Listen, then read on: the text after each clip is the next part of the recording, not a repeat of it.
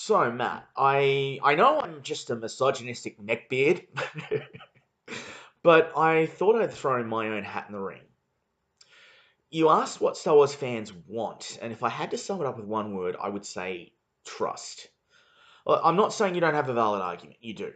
If you look at what was said, for example, if say it was a scenario where, okay, The Last Jedi was terrible, but you have Ryan Johnson, you have Kathleen Kennedy going, yep, sorry guys, we miscalculated. We get your concerns. We're going to work on it for the next video, for the next movie. We're going to make sure that the fans' attitudes are heard. We're going to make sure that you feel that the characters are being respected, that storyline matters, that it's about characters first, and if there are agendas in there, they're going to be subtle allegories. The kind of thing where someone watches it, has a great experience, then they see something down the road and they go, oh crap, that's what that movie was talking about.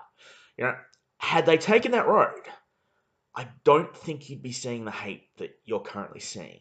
I think the reason that you're seeing that hate is because of everything that happened after The Last Jedi.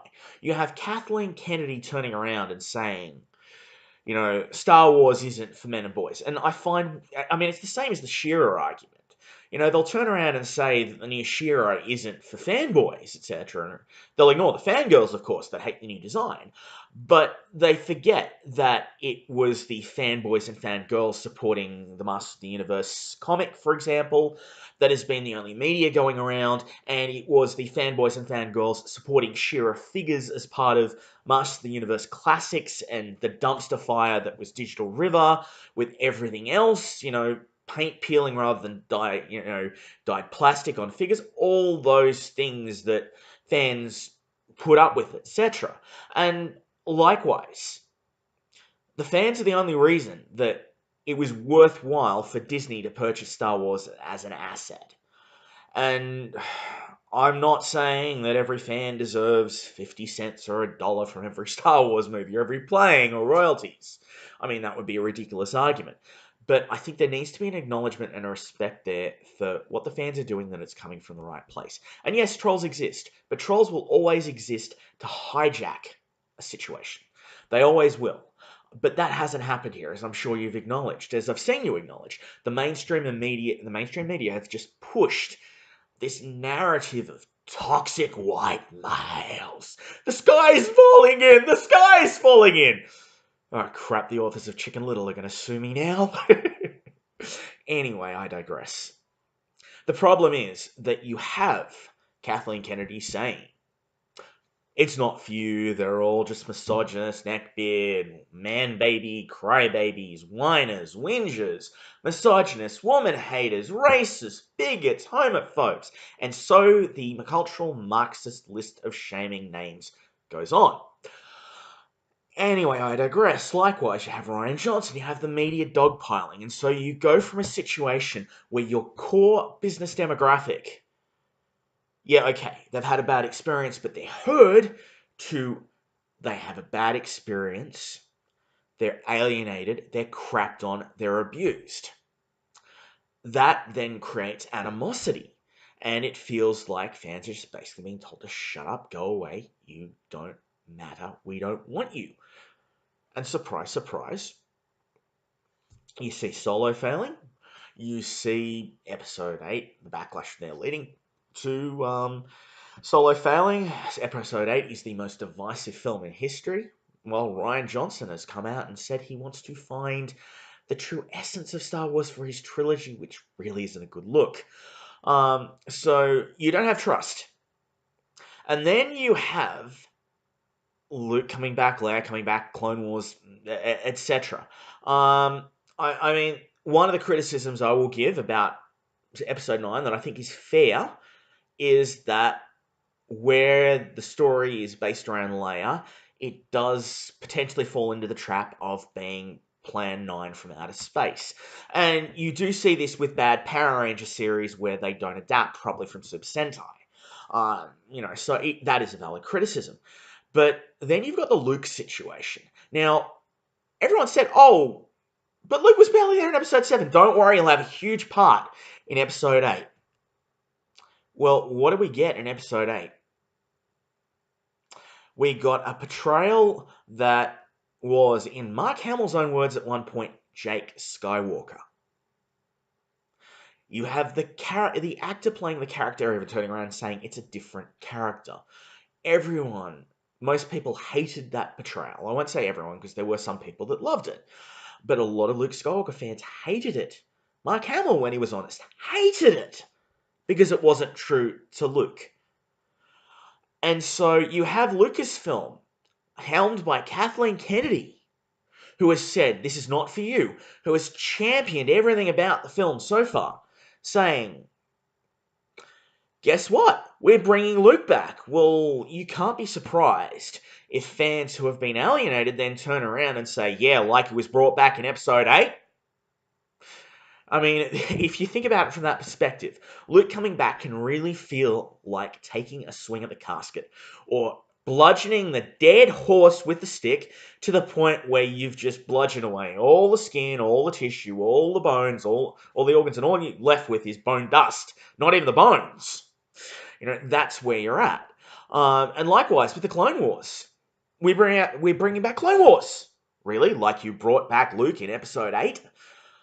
So, I'm not saying that there isn't things that we should be excited about. Things are promising. But I can understand why people are very hesitant, very worried.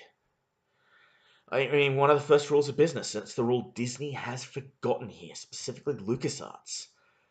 Trust takes a long time to build up, and then when you lose it, it is so very easy to lose.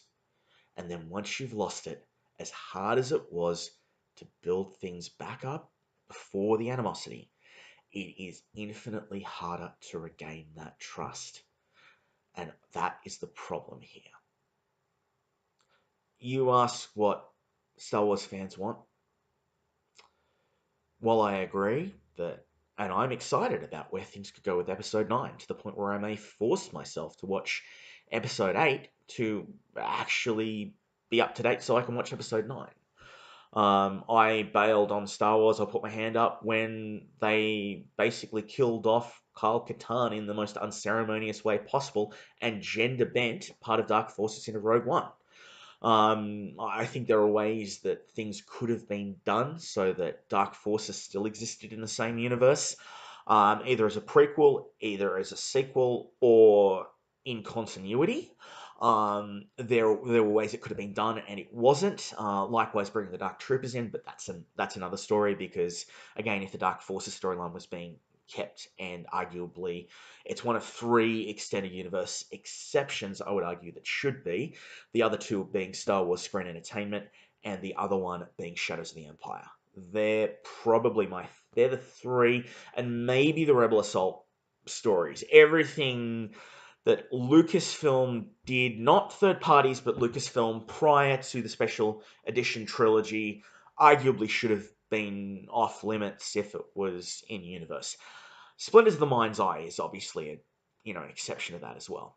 But anyway, to take it back to what I was saying, I really think that fans want to go back to how things were. And the biggest problem that fans have, that Lucasfilm has, that everyone has, is how do we do that now that all this has happened, all the ugliness has happened, after Lucasfilm for so long alienated, demonized, and hated its fans, and now wants them to come back and pretend that all is forgiven and nothing happened. And I think until Lucasfilm addresses that Darth Sidious colored and shaped elephant in the room that is the size of Darth Sidious' statue on Coruscant that is toppled in the special edition trilogy, see what I just did then? I don't think that things are going to change. I hope they do. I really hope they do. I hope that there can be a peace that's found.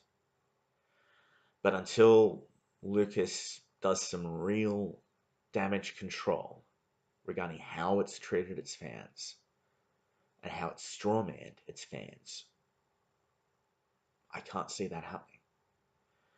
And so the ball really is on Lucasfilm. They can make changes to episode 9, they can make all of them on the planet. But until fans feel like what the likes of Chuck Wendig have said, what the likes of Ryan Johnson have repeatedly said, until Disney makes it clear that those employees went rogue, they went off script, what they said was not acceptable, and makes them apologize for demonizing moderate fans, I can't see the fans that they're trying to win back with these changes coming on board. Anyway, that's my piece. That's where I'm at with it all. Not sure if you agree, not sure if you disagree, but I thought I'd throw this video out there. Maybe I hit the mark, or maybe, as this t-shirt shows, maybe like my stormtroopers. I packed the blasters, the helmet, the armor, but I left out the ability to aim. Anyway, I'll let you be the judge of that. Bowspira, over and out.